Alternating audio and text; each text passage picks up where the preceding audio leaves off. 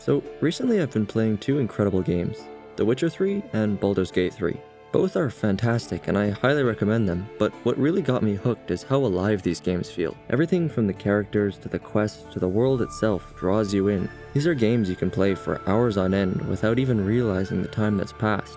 But how do they do it? How do they manage to get players so hooked? Today, I want to dive into what makes these games so engaging and what makes a game truly immersive. How can simple pixels on a screen transport us into different worlds and keep us engaged for hundreds, if not thousands of hours?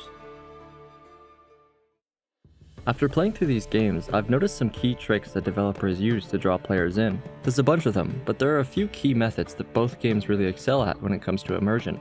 To understand these tricks, we first need to get what we mean when we say a game is immersive. And there's also the question, does a game have to be immersive to be fun? Alright, let's start with what we actually mean by immersive. At its core, an immersive game is one that makes you feel like you're part of a virtual world. It's not about just playing, it's about being part of a living, breathing world where your choices and actions have real consequences. Immersive games make you forget you're holding a controller or using a mouse and keyboard. When a game is immersive, the world feels like it continues to exist and function even when you're not playing it. It feels like a place that could actually exist. Obviously not in reality because, dragons, magic, and ancient evils aren't really part of our world, but because of the clear rules and lore that these games define and stick to, they feel believable. If you think about it, that's all a world is really. It's a collection of rules and stories. Just think about our real world. It's a big timeline of events with physics defining the rules. It's the same when developers are creating virtual worlds. Even though games incorporate fantastical elements, they still stick to their defined rules and themes. Every time a game breaks character, it loses some believability. For example, if one of the quests in The Witcher 3 was to get in a tank and shoot down airplanes, it would break the immersion because those elements aren't supposed to exist in that world. So in that case, do games have to be immersive to be fun? Well, I don't think so. I mean, immersive games are great, but Mario Kart is still a blast, and I wouldn't call that an immersive game. There are plenty of games where the goal isn't to get lost in a virtual world, but just to have fun. Games like Tetris, Overcooked, or even Street Fighter are more focused on gameplay mechanics and fun than on creating a deep, immersive world. So, no, games don't have to be immersive to be enjoyable, but I think it depends on the genre. A casual racing game or a puzzle game might not need immersion, but for an RPG, it's a different story. In RPGs, the world building, story, and character interactions are crucial for making the experience engaging. Games like The Witcher 3, Skyrim, or Final Fantasy rely heavily on immersion to draw players into the game world and make their adventures feel meaningful. Different genres have different priorities.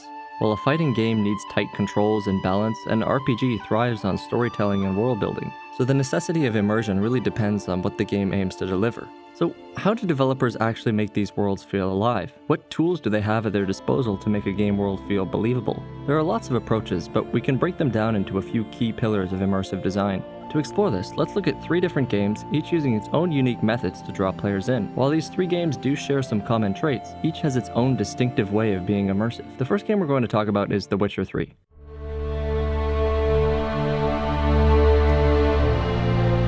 It's a fantastic example of using traditional world building to create an immersive experience. For me, the standout elements of the game are the story, characters, and overall world building. The storytelling adds a depth that makes the world feel lived in, like it continues to exist even when you're not playing.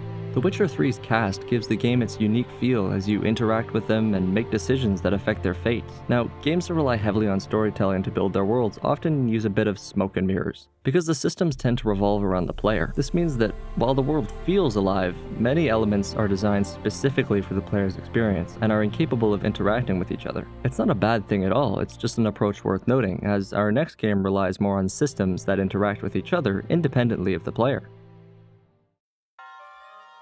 This game is, of course, The Legend of Zelda Breath of the Wild. It's a masterclass in what's called systemic design, which is the second way games can immerse the player. Systemic design is when developers create different systems that can interact with each other independently of the player. For example, when it rains in Breath of the Wild, many aspects of the world change.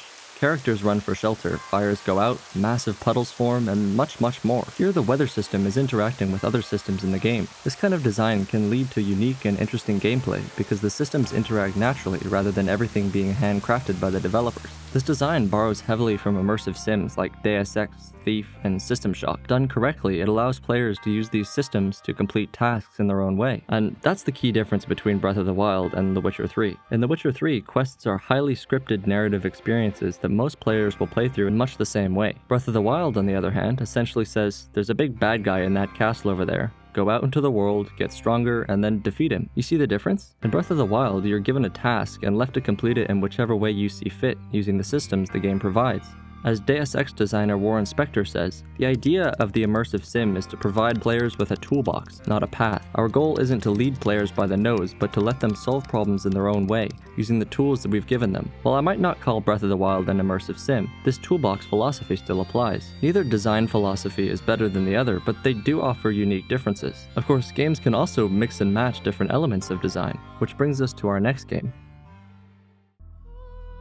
Baldur's Gate 3 is a fantastic example of a game that blends both of these design philosophies. There's plenty of fantastic storytelling, characters, quests, and world building, but it's also coupled with elements of systemic design that make the game even more interesting. While the quests are scripted, there's much less handholding compared to The Witcher 3. You're given a task and then left to explore, talk to NPCs, and find your own way to complete it. While it's not quite as open as Breath of the Wild, it does incorporate many systemic design ideas. One straightforward example is the element system. Let's say you're about to get in a fight with a big group of enemies on a narrow road. You might place a bunch of oil on the ground beforehand, and then when the combat starts, you can light the oil to cause an explosion. These kinds of systems give the player more freedom to tackle challenges in creative ways, leading to more fun and emergent gameplay.